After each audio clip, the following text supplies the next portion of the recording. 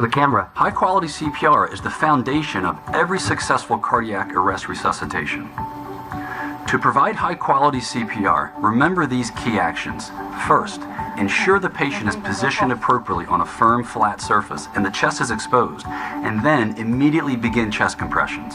1 and 2 and 3 and 4 and 5. Provide compressions at the proper rate and depth. At the proper rate, 100 to 120 compressions per minute, it should take you 15 to 18 seconds to complete 30 compressions, or 7 to 9 seconds to complete 15 compressions if 2 providers are performing CPR. Provider performs compressions on a child mannequin. Compress the chest to a depth of about 2 inches for children and about 1.5 inches for infants. An animation plays displaying the circulatory system and the heart pumping blood through the body with each compression. Let the chest recoil fully after each compression. Don't lean on the patient's chest at the top of the compression. This impedes venous return and prevents the heart from filling completely, which decreases cardiac output. Minimize interruptions to chest compressions. When compressions stop, blood flow to vital organs stops. A graph is displayed titled Return of Spontaneous Circulation, or ROSC. The graph value is labeled minimum CPP for ROSC, 20 mmHg. After stopping compressions, it takes time to regain the minimum coronary perfusion pressure, or CPP, needed to achieve return of spontaneous circulation, or A ROSC. provider holds an infant with both hands around the torso, performing chest compressions with his thumbs. The second provider then uses a BVM to deliver 2 ventilations. Finally, avoid excessive ventilations. Each ventilation should last about 1 second and deliver just enough volume to make the chest begin to rise. Excessive ventilations can increase the intrathoracic pressure. This can lead to decreased venous return, decreased cardiac output, and a decreased likelihood of ROSC. Excessive ventilations can also cause gastric insufflation, which can lead to regurgitation and aspiration. Text measures of high-quality CPR. Even at its best, CPR provides only a fraction of the normal blood flow to vital organs. To increase the likelihood of ROSC and optimize patient outcomes, providers must strive to provide the highest quality CPR at all times. Collecting and analyzing data is key to improving performance, both in the moment and during future resuscitation efforts. Observation is an important qualitative measure of high-quality CPR. A provider in a white coat instructs a team of providers around him. The team leader is responsible for monitoring team performance and making adjustments as needed to ensure that high-quality CPR is being provided.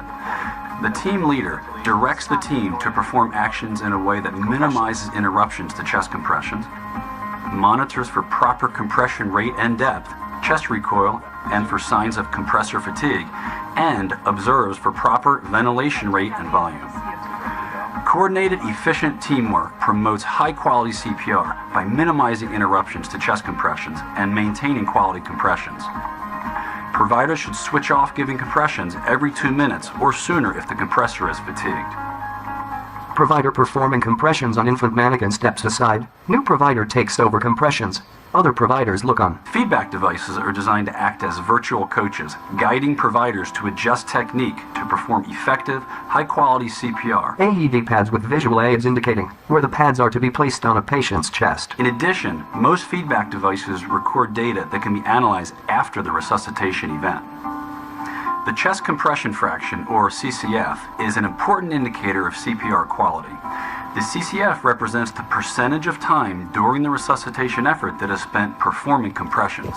It's calculated by dividing the time that providers spend delivering compressions by the total duration of the resuscitation event, beginning with the arrival of the resuscitation team and ending with achievement of ROSC, or cessation of CPR. Strive for a CCF of 80%. At least 60% is the minimum needed to promote improved outcomes. Physiologic parameters also provide objective performance data.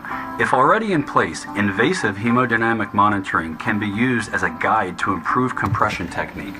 Although optimal target values for blood pressure during CPR in children and infants has not been ascertained, presence of an arterial waveform in patients with indwelling arterial catheters indicates adequate compressions. Capnography, which measures the end-tidal carbon dioxide level, is a non-invasive way of obtaining an objective measure of ventilation and compression quality with every ventilation. Carbon dioxide delivery to the lungs depends on cardiac output. When circulation is adequate, a predictable amount of carbon dioxide should be exhaled. So, the end-tidal carbon dioxide level is a quantitative measure of cardiac output and, by extension, the effectiveness of compressions. End-tidal carbon dioxide levels in the expected range also indicate that ventilations are effective. There are a couple different ways to measure the end-tidal carbon dioxide level. An adapter can be attached to a BVM or advanced airway, or a nasal cannula can be applied under a mask. BVM and nasal cannula with attached adapters highlighted. Normally, end-tidal carbon dioxide levels are in the range of 35 to 45 millimeters of mercury. But in low perfusion states, such as cardiac arrest, the levels are much lower. When high-quality CPR is provided, end-tidal carbon dioxide levels should be in the range of 15 to 20 millimeters of mercury. If the levels fall below 10 millimeters of mercury, there could be a problem with the rate or quality of compressions. On the other hand, a sudden spike in end-tidal carbon dioxide levels is often the first sign of ROSC. A monitor display is viewed. Providing high-quality CPR has been proven to improve patient outcomes. To give your patients their best chance for neurologically intact survival following cardiac arrest, practice these 5 critical components of high-quality CPR. Minimize interruptions to chest compressions, provide compressions at the proper rate and at the proper depth, allow full chest recoil, and avoid excessive ventilations. These are the keys to every successful resuscitation.